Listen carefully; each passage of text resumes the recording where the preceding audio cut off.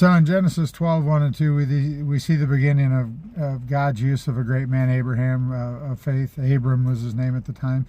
You know, he tells Abram to leave his father's house, to leave his kindred behind, to leave his home behind, which is full of pagan idolatry and gods and little g gods. And this is why the living God's telling him, you know, get out of there. I want to use you, but you can't stay where you're at, and you can't take what you have.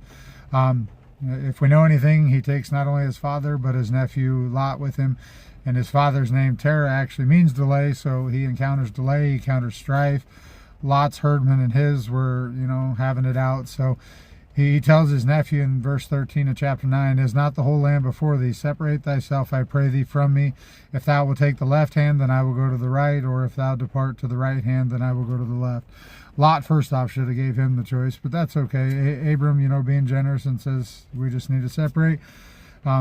You know, what's God asking you to remove, separate from, or let you know that you can't take into your next season? You've outgrown those things. He's matured you past that. He wants to use you beyond that, and you can't take old habits, old people, and old hindrances. So in verse 14 we see, and the Lord said unto Abram after Lot was separated from him, lift up now thine eyes and look from the place where thou art northward and southward and eastward and westward. For all the land which thou seest, to thee will I give it, and to thy seed forever. The Lord wants to use you if you're being willing, if you're being obedient. You know, we're going to remove everything he's asked us to. We're going to look at what we need to be separated from and unto.